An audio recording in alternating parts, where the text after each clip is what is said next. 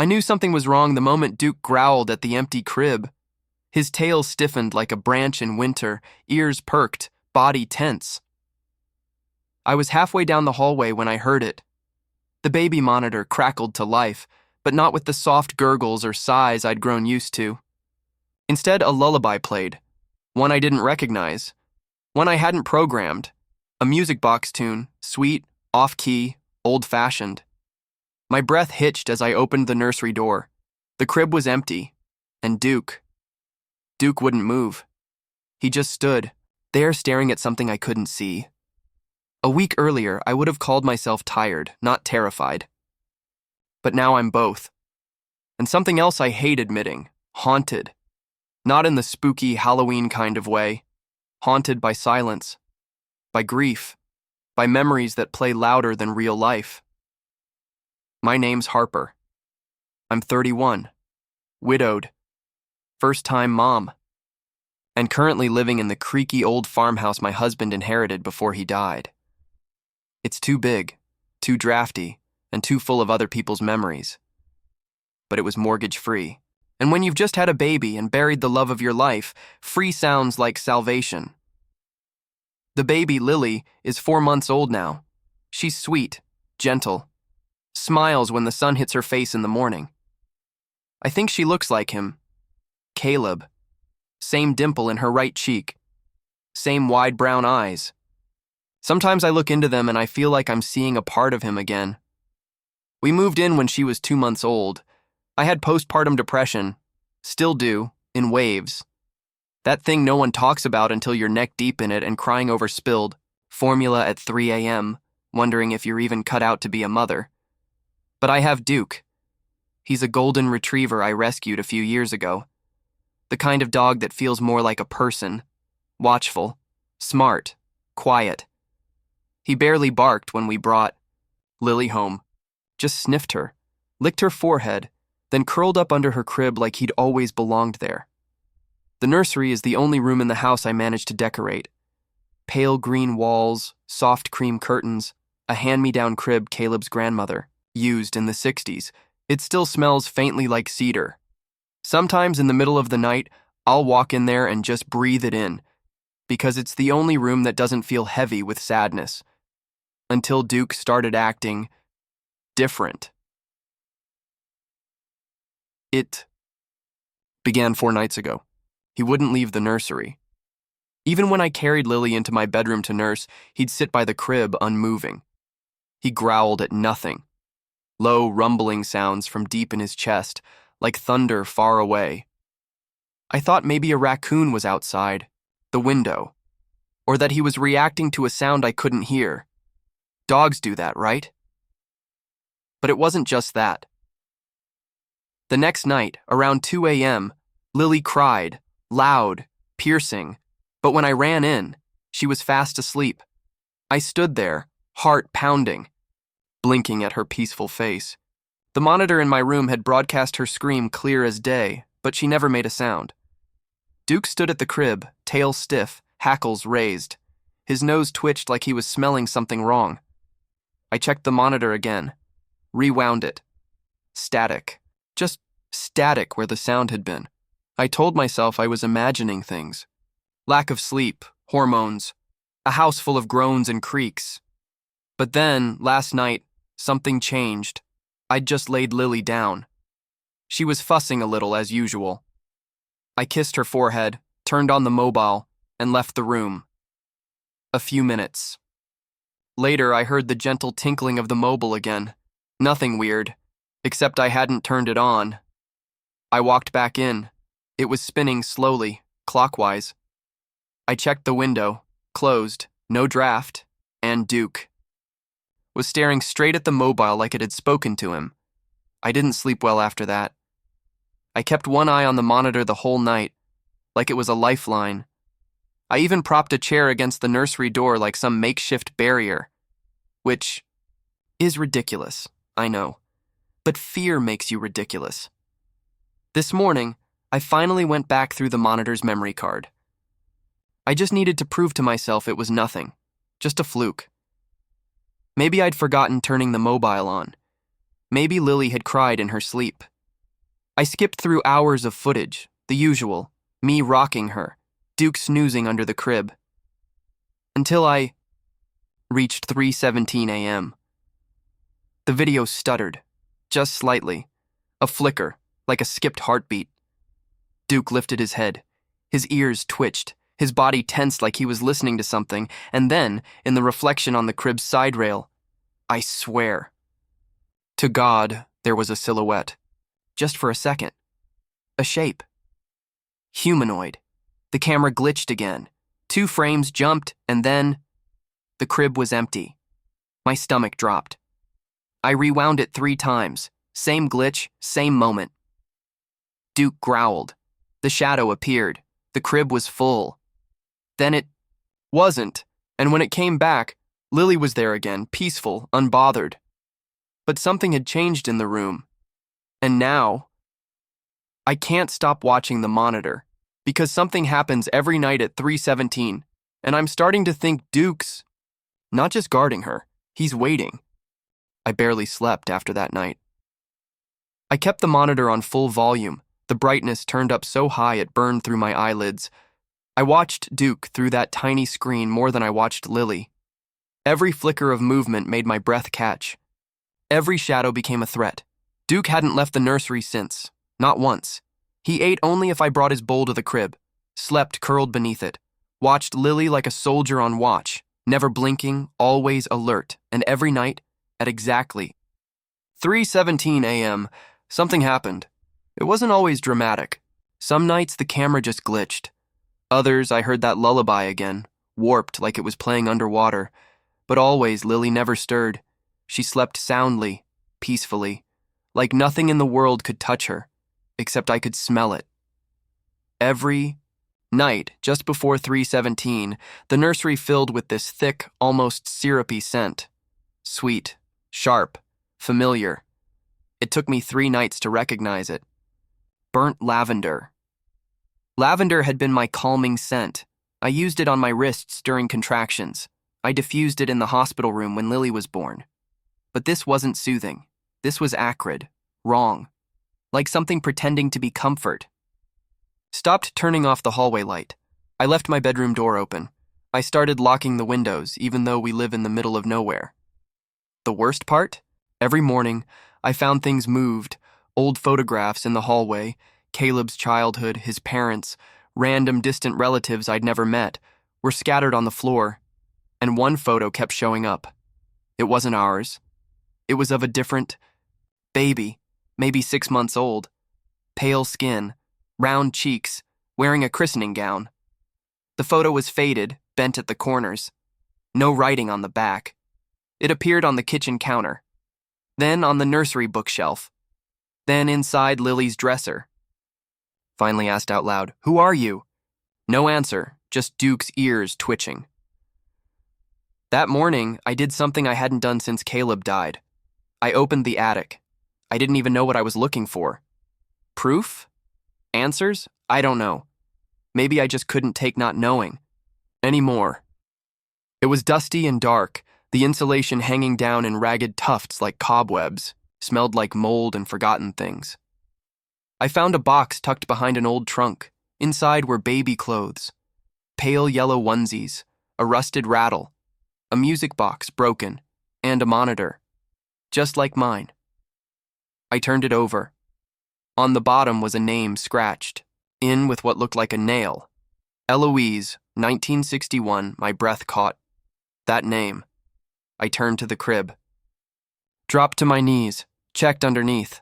The same name, carved in the wood, hidden beneath layers of white paint, Eloise. I reached back into the box, found a yellowed newspaper clipping, brittle as autumn leaves. Infant found dead in crib. Family blames unseen force. The crib. Our crib. The article was short. A tragic and mysterious death, it said. The child, Eloise Whitcomb, was discovered lifeless by her mother. No signs of struggle. The parents insist a presence was in the room, unseen by others. Unseen by others. I backed away from the box, heart in my throat. That night, I placed the baby monitor closer to the crib. I angled it toward the mirror across the room, the one I hadn't paid much attention to before. It faced the crib directly at you. Exactly 3:17 a.m., Duke growled, deep and low. His body arched like a bow pulled tight, and then he barked, snarled, full fury, at the mirror. I sat up in bed, frozen, watching. Then, the mirror fogged. From the inside, a handprint bloomed across. The glass, small, child-sized, I ran, barefoot, breathless, monitor clutched in my hand. When I burst into the nursery, Duke was in full attack stance, barking at the air, snapping at something invisible. The air was freezing. Lily didn't stir. Nothing was there. I picked her up, cradling her against my chest. My heart was pounding so hard I thought it might stop. When I checked the camera footage later, my fingers trembled. At 3:17, the footage flickered. The air in the room darkened, a gray blur near the crib. Duke lunged, and for exactly 3 seconds, the crib lifted off the ground, floated, weightless, then slammed down. Lily didn't even cry. She was asleep through all of it. That morning, I went into the garage. Caleb had kept journals, stacks of them. He was meticulous, obsessed with documenting everything. He'd stored them in old milk crates labeled by year. I dug through the dust and mildew, the smell of oil and time thick in my nose. Near the bottom of the last crate was an envelope, my name, but not in his handwriting. It was his father's. On the front, for Harper, only if it happens again. Inside was another envelope, thick, wax-sealed, labeled. Eloise ripped it open with trembling. Fingers and my husband's voice echoed in my head, one I hadn't heard in over a year. I hoped you'd never have to see this. The envelope shook in my hands as I pulled out the letter. Caleb's handwriting greeted me, neat, all capital letters, the way he used to write his lab notes when he didn't want them misread. Harper, if you're reading this, I've failed to protect you from what I never had the courage to explain. My breath caught in my throat. This house belonged to my grandmother. She died in it. So did someone else. Someone smaller. Her name was Eloise. My sister. She died in the nursery. In that crib. I stared at the page, reading the lines again and again. My blood turned to ice. They called it SIDS, but my family knew. She was healthy. Perfect. She cried one night and then... never again. My parents never sold the house. They believed Eloise's spirit was anchored to it, especially that room. My dad used to say the house remembers. The page trembled between my fingers. When we inherited it, I didn't want to live here, but we were drowning in hospital bills. It was the only place we could go after I lost the job. I kept this from you. I know it was wrong, but you were already so anxious, so tired, and I thought maybe it would skip us. But if you're reading this, it didn't. Duke isn't just any rescue. He was trained to be my father's service dog. My dad died after Duke's last companion, a shepherd named Gunnar, saved him from whatever was in that house. Gunnar didn't survive. I dropped the letter. My hands felt numb. Duke looked up at me from across the room, and I saw him differently now. Not just as my companion, but as a sentinel, a soldier in a war I didn't know I'd inherited. Later that evening, I followed Duke into the nursery. He sniffed the corners, circled the crib, then pressed his nose against the far wall. He scratched. Once. Twice. And then a soft creak. Loose floorboard. I dropped to my knees and pried it up with the claw of a hammer. Beneath it, wrapped in yellowed linen, were two things. A baby rattle, half charred, melted on one end, and a small silver cross, warped, blackened at the tip like it had been burned in fire. The linen smelled of lavender and ash. I clutched the items and whispered, "Eloise." Behind me, Duke growled, softly. I turned.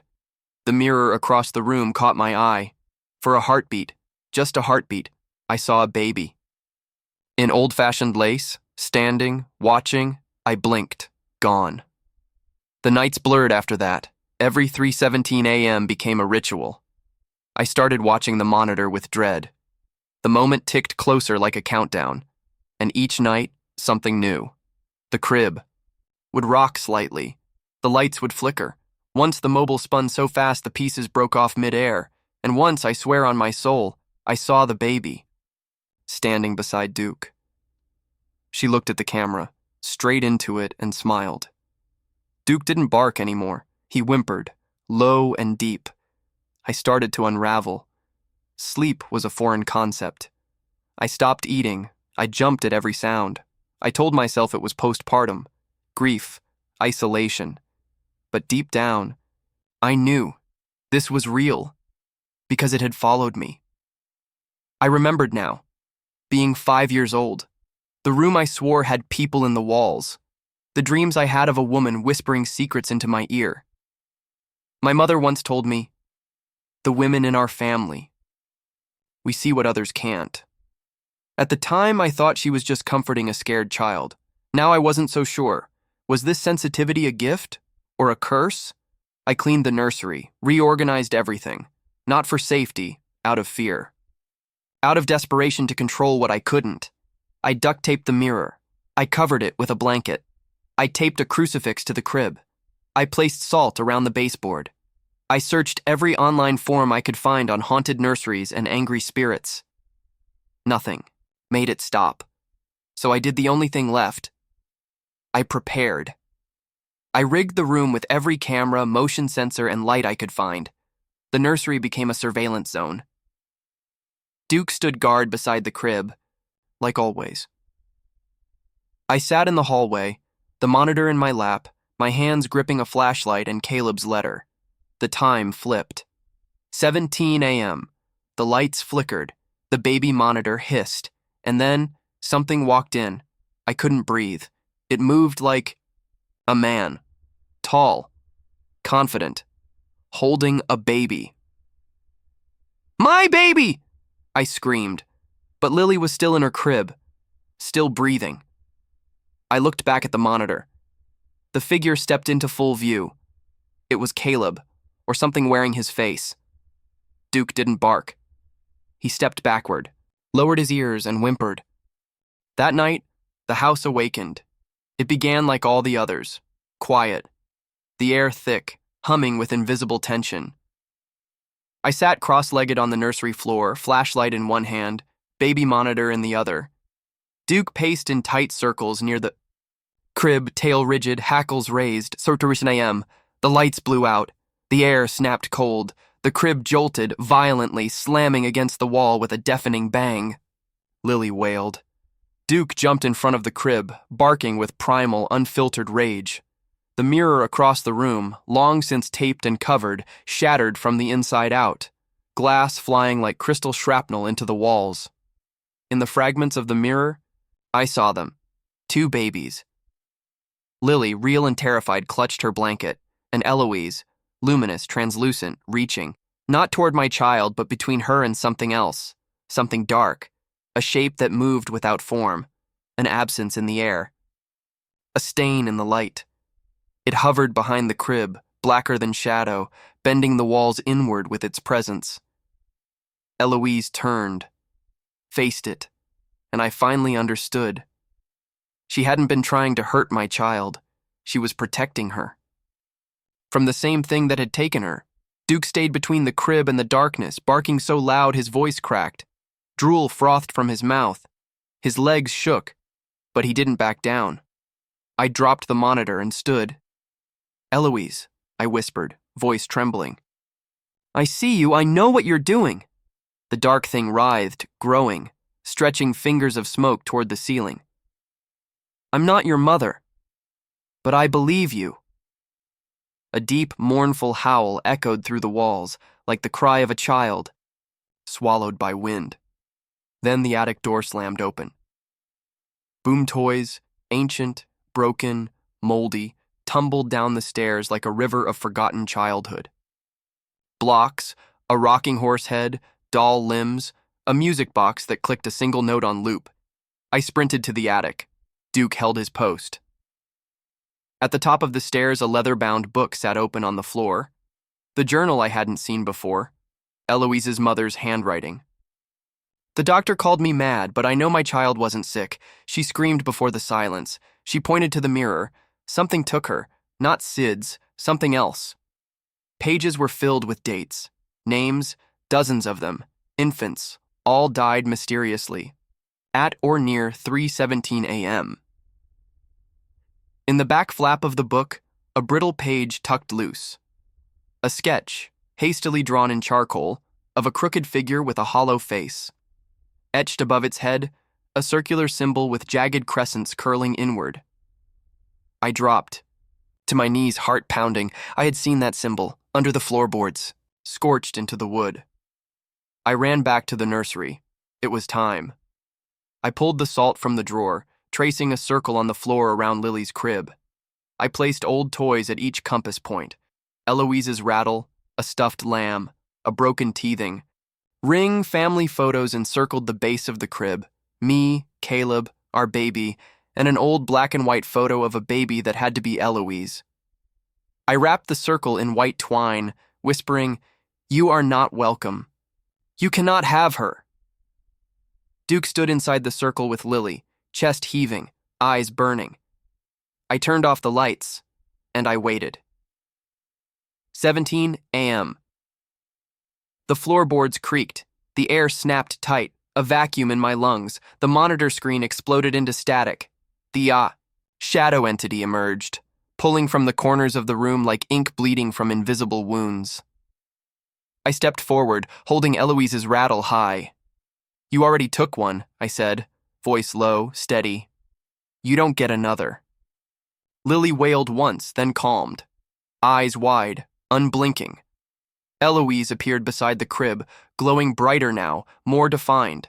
Her face solemn, her arms raised like wings. The thing lunged. Eloise stood firm, and the light around her blazed. The salt ignited. The air pulsed once, twice, then imploded with a blast of pure, soundless white. Everything fell still. The monitor shorted out completely. The lights flickered once, then returned. Duke barked once, sharp, victorious. And the thing was gone, forever. Weeks passed. The nursery was warm now. Still, I caught the scent of baby powder instead of ash. Lily giggled again. Duke curled beside the crib, not out of fear, but peace. And then, one morning, a letter arrived. Postmarked months ago. It was from Caleb, written just after he was diagnosed before the crash. "If you ever see her, tell her I'm sorry. I should have been there. I should have told you everything. But I was afraid of what you'd think, of what you'd feel. I didn't want you to carry that weight while carrying our daughter. But if you ever meet Eloise, tell her I never stopped looking for her face in the mirror." I held Lily tight, tears falling freely, and I whispered to the air, "She knows." Duke barked softly, once. That night, I tucked Lily into the crib, humming the lullaby she loved best. I turned off the light. Closed the door behind me. Duke stayed behind like he always did. I paused outside the nursery and glanced at the baby monitor. It was off, but it flickered, just once. And in the grainy, ghost-soft glow, Eloise stood by the crib, smiling,